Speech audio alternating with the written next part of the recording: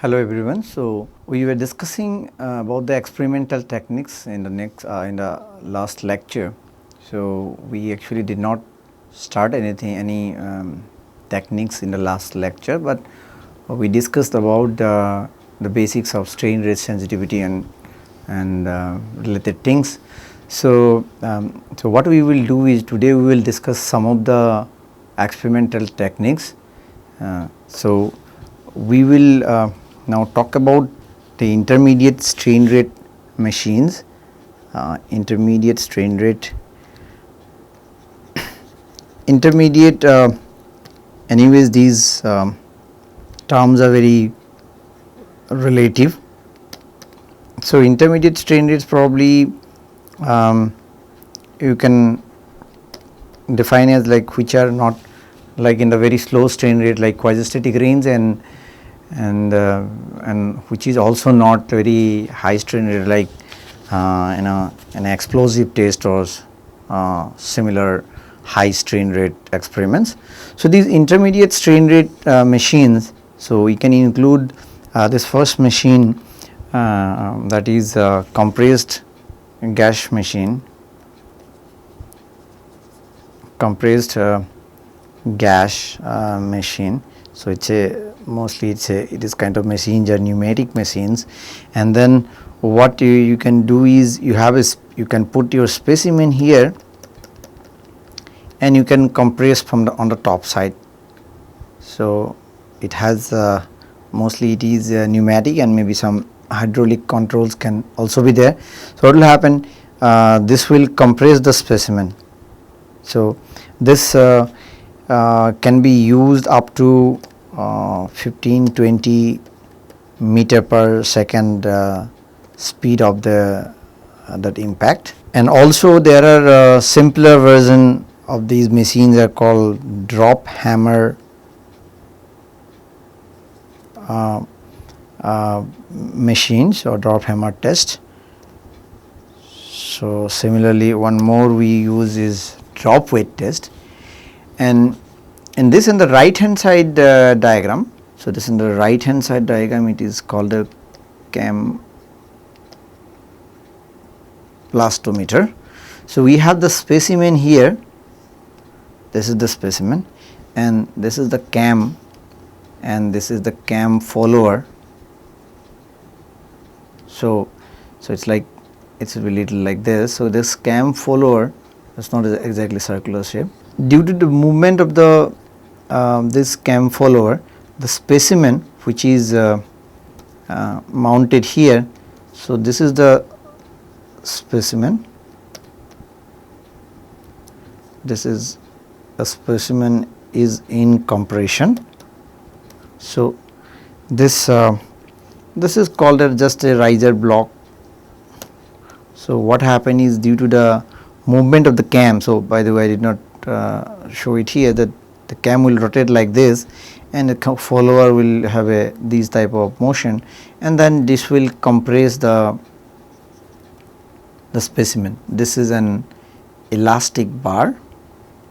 So we are not going to discuss about these methods in details, but these are some of the methods just to name them. And also there is another one, rotary flywheel. There is another one that is rotary flywheel.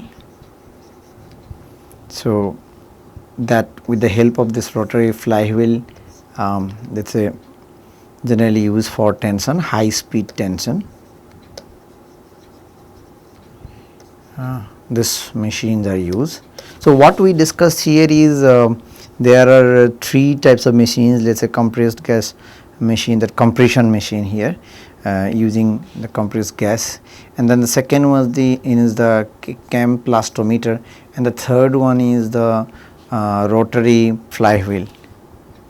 So after that, so we will come to our very common experiment, the split Hopkinson preserver. We have already discussed several times about the split Hopkinson preserver, which is probably the most usually used for dynamic material property evaluation.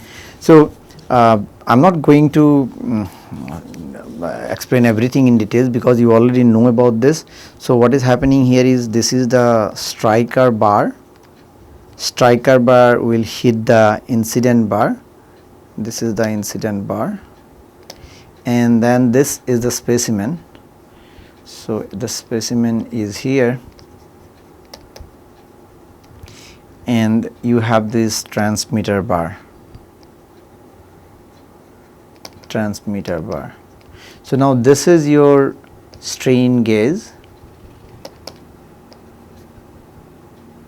and another strain gauge is here.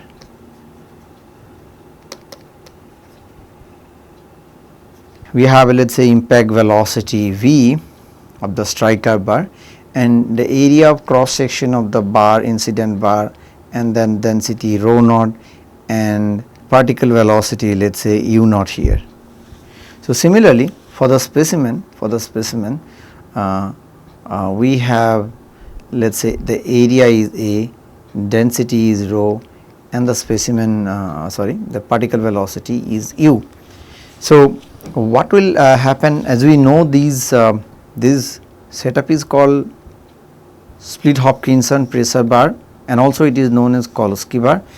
Some of you already know, probably I didn't mention much about this, why it is also called Kolsky bar, because the first concept was proposed by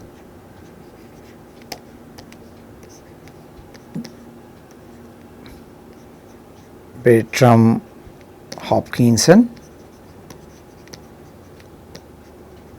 that is in 1914, more than 100 years ago. And then Bertram Hopkinson was a professor in the University of Cambridge. So he is from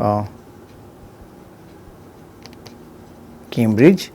So unfortunately he died in 1918, just 4 years after that, and he was while flying a aeroplane, he was the pilot, and then he died. And then again after 35 years in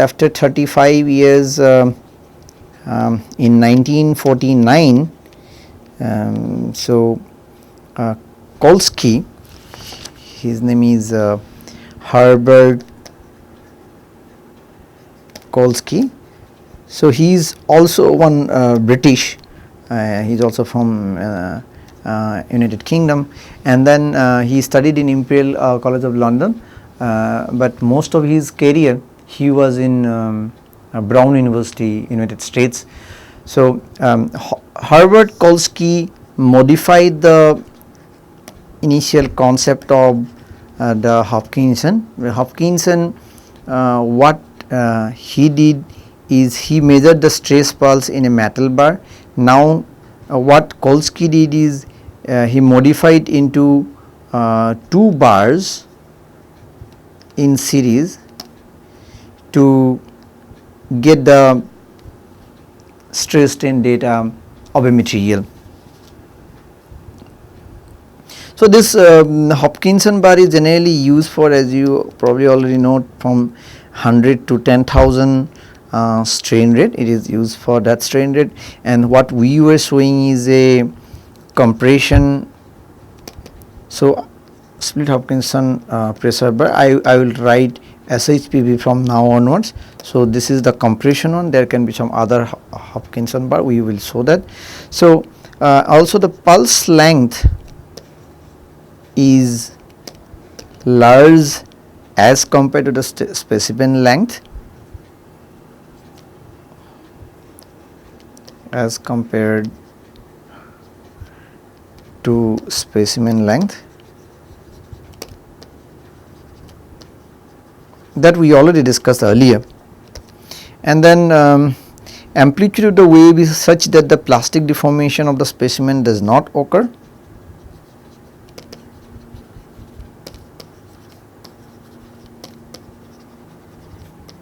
Such that plastic deformation of the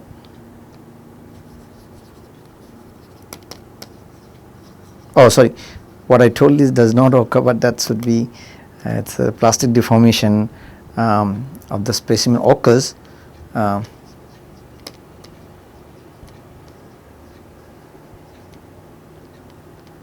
but wave we will discuss that later. So, the amplitude of the wave is such that the plastic deformation of specimen occurs. So, we know these will plastically deform the specimen. We have these strain gauges. So, in these strain gauges what we can do is we can get the strain related to incident wave and the reflected wave in this strain gauge, and the other strain gauge we can get epsilon related to the transmitted waves. So, from these epsilon I, epsilon R, epsilon T, so we can get the stress strain data. As you already know that this is considered as a uniaxial case. In this uniaxial stress case in Split-Hopkinson pressure bar. So, we can get the stress strain relation here, the derivation of sigma stress, epsilon strain, and epsilon dot the strain rate. Let us assume that we have a metallic specimen and we will assume that the sonic impedance of the bar, that will be rho naught, A naught, C naught, will be greater than the sonic impedance of the specimen. As you know, the sonic impedance has also the area term. Sometimes we discussed earlier that only rho and C naught we earlier discussed as rho C, but we have the area as well. This area because the area of the bar, incident bar and the specimen are not equal here. So, the sonic impedance of this is the bar means incident bar, or even transmitter bar is also will have the probably same area, and this rho A C of specimen. This is the condition here, and now if you see here again in the earlier diagram, so we have the velocity of the interface between incident bar and the specimen. So, that is we call it as V1, and the velocity on the other interface on the specimen and the transmitter bar is V2. So,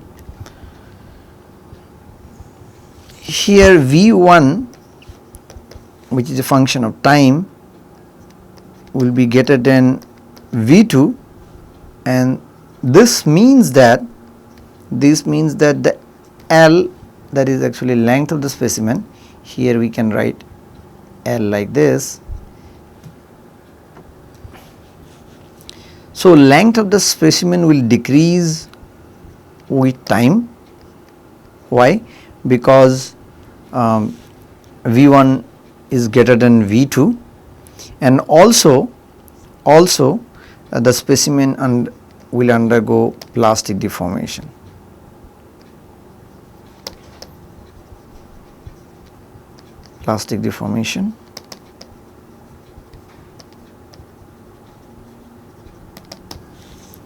So, what we will do is now we will try to write this strain rate expression. So, epsilon dot d epsilon by dt that you already know, and then V1 t minus V2 t divided by L. So, that is the specimen length.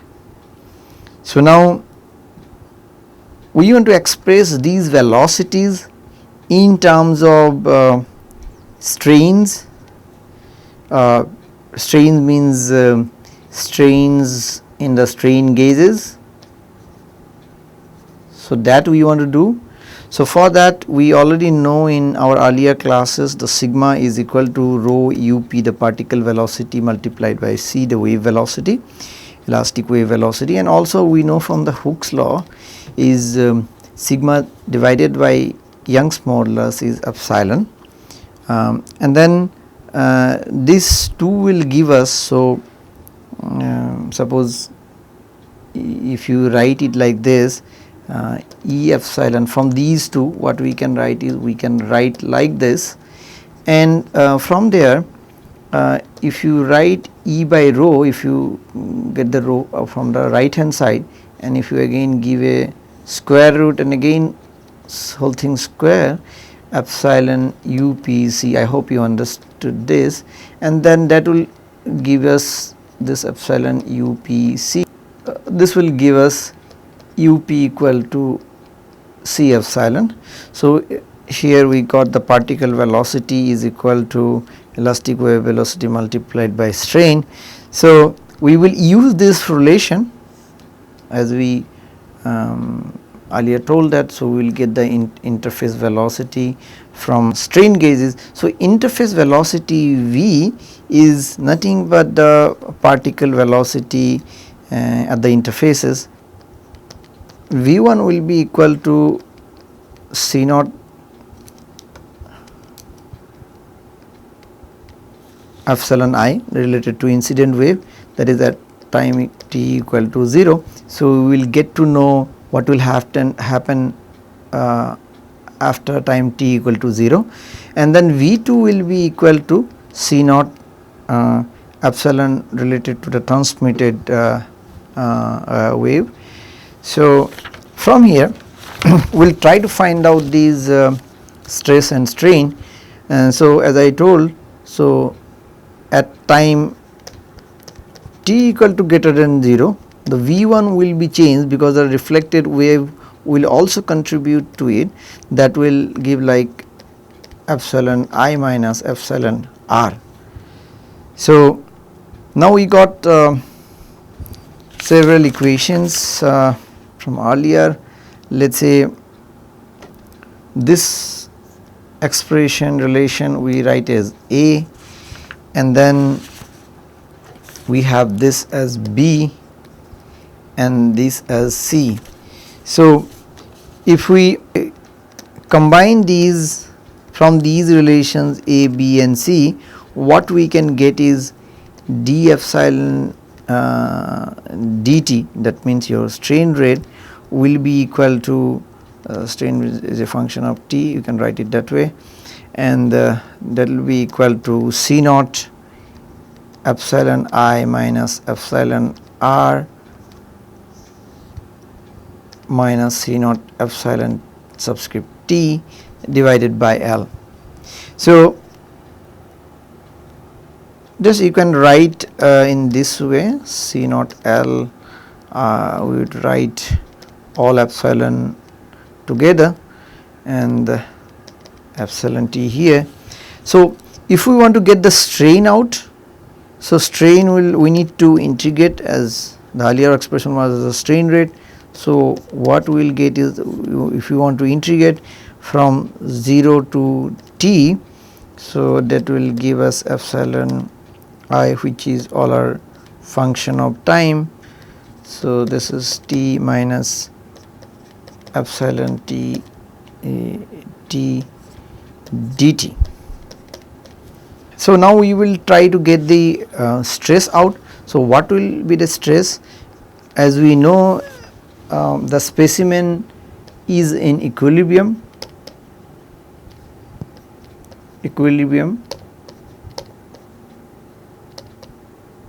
That means you have a specimen and these are the bars and this is the specimen.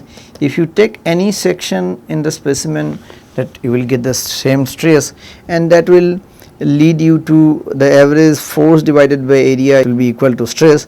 So the force will be P1T plus P2T divided by 2, that is the average force. The P1, P2 are the forces at these interfaces, P1 and P2, and so this is the average force what I wrote here, and divided by the area of the A is the area of the bars means both the incident bar and the transmitter bar.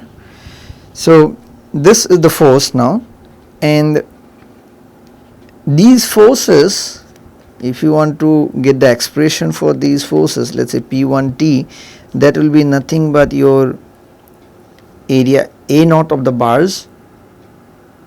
Oh sorry, what I wrote here is that this is first one is it should be the area of the specimen, sorry about that, and then this A naught will be the area of the bars, both the bars, let us say. So the A naught here, A naught here, and in this specimen this will be A. So A naught is the area, and we will write what is stress, that is the stiffness, Young's modulus multiplied by the strain. So EI, epsilon I epsilon R, that will give us the P1 on the first interface, on the left side interface of the specimen, and then P2T, which will give us A naught E naught epsilon T.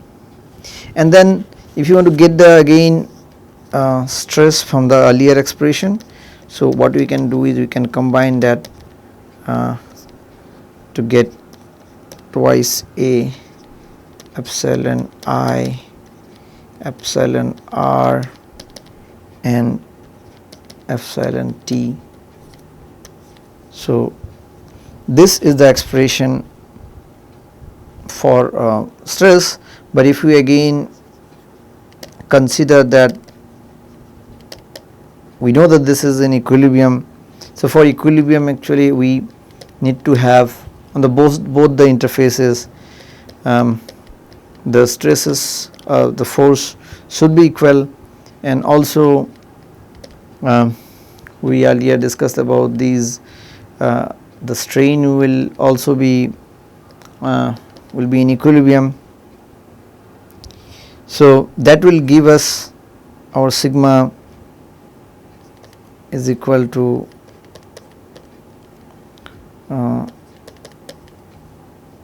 E naught A naught by A, this by this. So how you got this expression? Because as you know, you put this expression of strain in here, and then you will end up with this. So this is the stress. So we need to know about strain as well. So this is strain rate, and I will write strain as well. So from where we will get these two expressions, so here the first one, let us say we call it as D, and this one is, let us say we call it as E. From D, if you use that relation, again I am showing it here itself, epsilon I epsilon R equal to epsilon T. If you use this relation in D, and even you can use that in relation E as well, so that will give you minus twice C L epsilon R, and here also minus twice C naught L integration 0 to T epsilon R dt. So you know why the minus sign came here. You can see from here the minus is already there. Okay, so what, as you understood, what we used is epsilon A minus epsilon T equal to epsilon R. So using that we got the strain rate and we got the strain. So earlier we got the stress. So we now finally got what we wanted to derive. So now, as you understand, we do not consider the wave propagation in the specimen, no wave propagation in the specimen.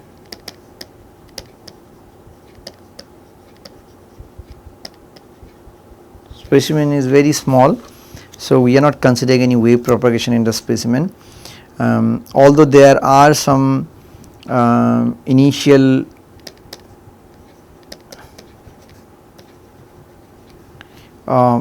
reverberation, that means the fluctuations we get in the specimen, but that will after let us say 3 reverberations, that will reach to a equilibrium and it will damp out. So, what we should understand that there will be no wave propagation in the specimen. The elastic wave will propagate through the bars, incident bars, but not in the specimen. And if you want to test a ceramic which is a brittle material, so if you want to test a brittle material, so there is some issue here. Failure will occur at a very low strain, that you know that, and we know that this rise time of the wave is very small. Very early classes we discussed about that. So, what we discussed is if you are talking about the stress pulse is very steep and then it will have some fluctuation, it will come down. So, this rise time is very steep, but now this is actually for the ductile material. So, rise time we are saying that this is stress and this is time. So, for ceramic material what we need to do is because of the very steep rise time at a very low strain it will happen. So, that is why we generally what we do is we need to keep a pulse shaper here which is made up of copper material, softer material. It is called pulse shaper, used only for brittle material.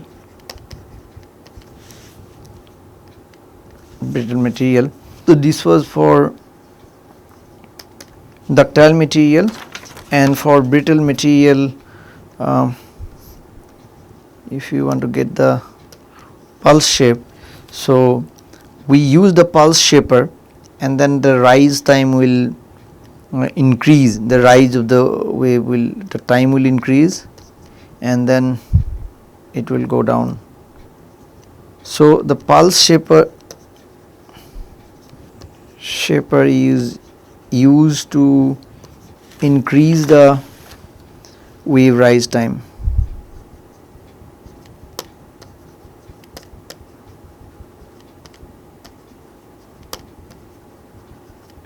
Otherwise, you will not get a proper signal output. So, now we will discuss little bit very quickly on other forms of Split-Hopkinson pressure bar. So, for Split-Hopkinson pressure bar what we discussed earlier was in compression bar. Now, you can get some tension or let us say torsion and shear loading as well with different fixtures. Fixtures are different, or sometimes the entire the system look very different. So, here what is happening, mostly these 4 are showing all tension, little maybe difficult to understand, but we will go quickly. If you are interested more, you can read the book or other sources. So, this whatever I am making it red color. So, this part is the specimen, it is a hat shaped specimen. So, if you propagate some compressive wave, compressive loading here, then the specimen will in this portion, if you can imagine, so this will elongate. So, that is some tensile loading. So, this is called hat shape kind of specimen. And then similarly in the second case, so you can see the specimen is this one. So, in this there is a system where you have the compression waves that bypasses and goes through the collars. So, these are the collars, and then its system is such that it does not go through the specimen, and then these compressive wave will go and reflect back and then have some tensile wave. So, these were compressive wave and it will come back as a tensile wave to the specimen, let us say so, and produce tension in the specimen. In the third case, So this is our striker, this is the striker. You know that this is a like tubular shape striker tube, and this is called inertial bar, that is at rest, inertial bar. You can see that this is the specimen, this is the specimen. So an entire, this is a tube, you can see that this is a tube. So this striker tube will hit it, and then you can see that the this portion will go move in the right direction, in the right hand direction, and so produce a tension here in the specimen. Specimen will be in tension, as this inertial bar will stay at the same place, and then there will be a tension producing in the specimen. Similarly, the fourth case, so the striker tube is this one. So this is, we can write striker tube, you understand, I guess. So this, the tube will move in this direction, hitting this arrangement, and then producing a tension in the specimen. So this is the specimen.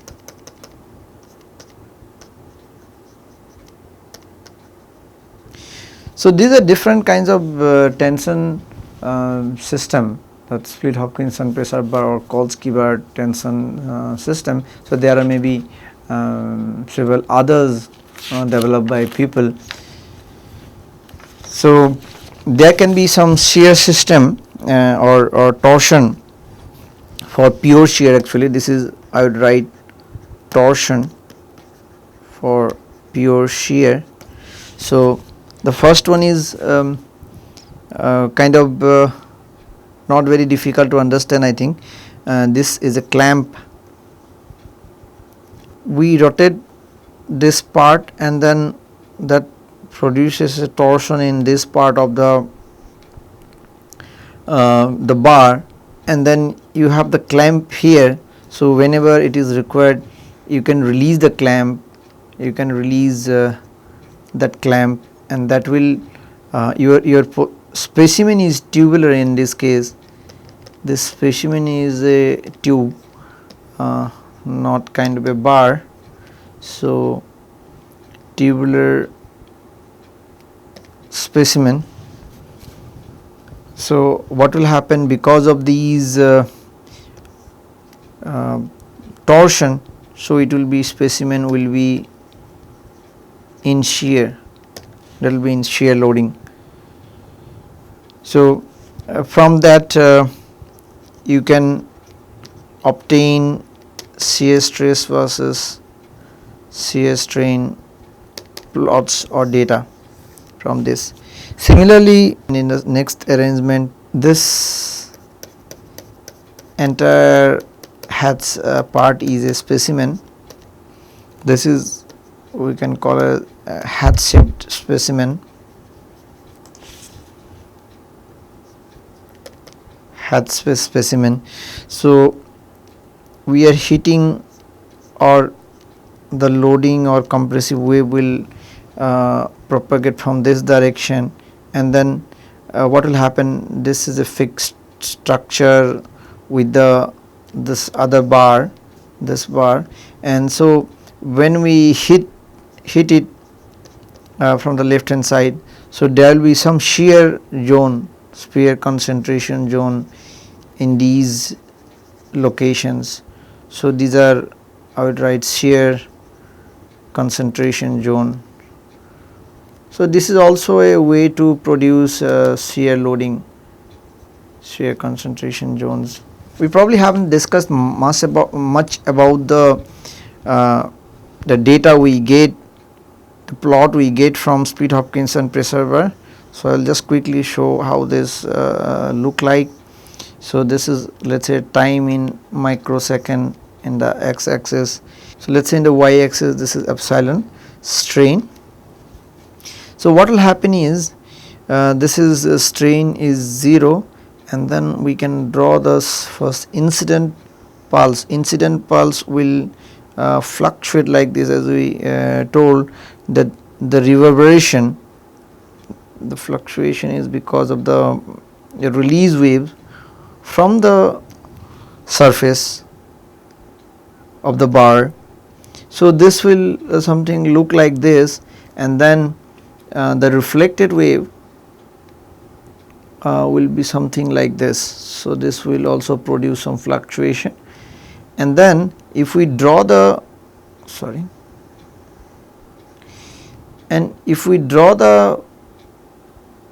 transmitted wave, so it will look like something like this. Actually transmitted wave, this is an inverted transmitted wave.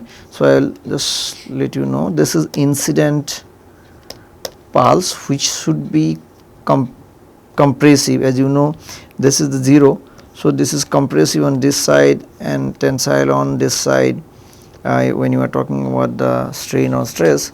So this is incident wave, and our reflected pulse is tensile. That you can understand, because we are having the bar with a higher impedance than our the specimen. And then other plot is curve is for transmitted pulse.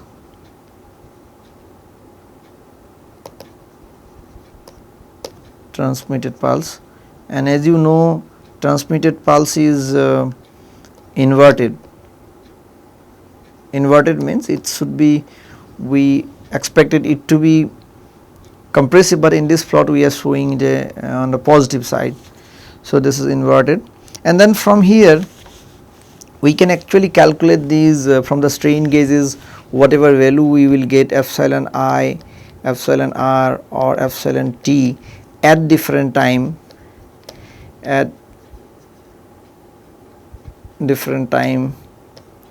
T. So let's say I'll write T. So we can calculate the strain rate, we can calculate the stress, we can calculate the strain produced in the specimen. Another important test is expanding ring test,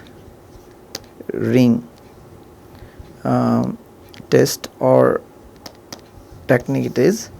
So the ring is somewhere here,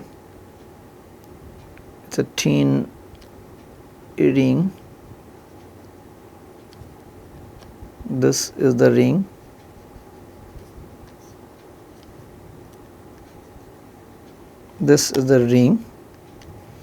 and we have a hollow cylinder.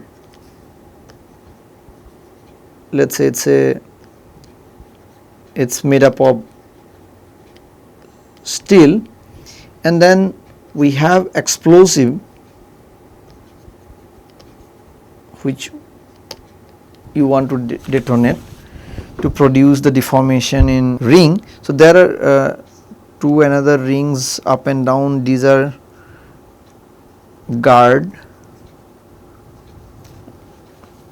So what will happen is these if you see the top view of this, so this is the ring, or I would write this way, this is the ring, okay. So this is the ring, and you have these shock waves, I will write SW for shock wave. So this is the shock waves, and detonation will be in the middle, detonation products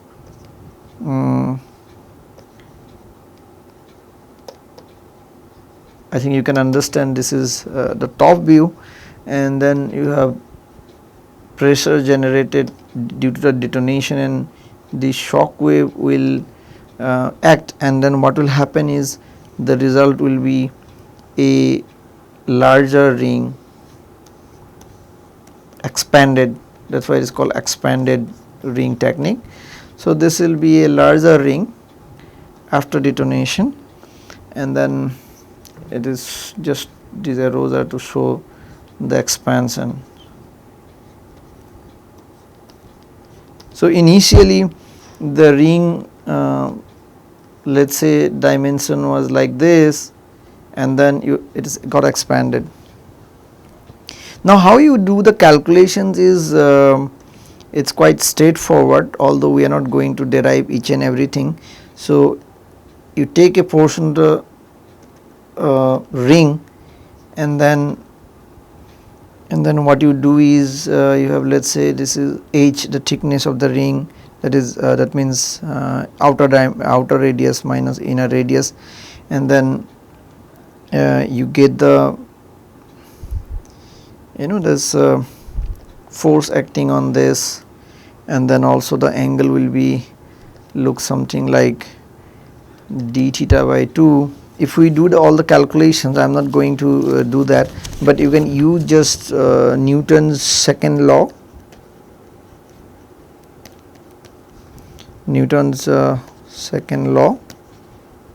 And from Newton's second law, what you can calculate is the sigma is will the expression of sigma will look like this, that is the r is the radius of that ring, and then r double dot you can understand, that is the deceleration.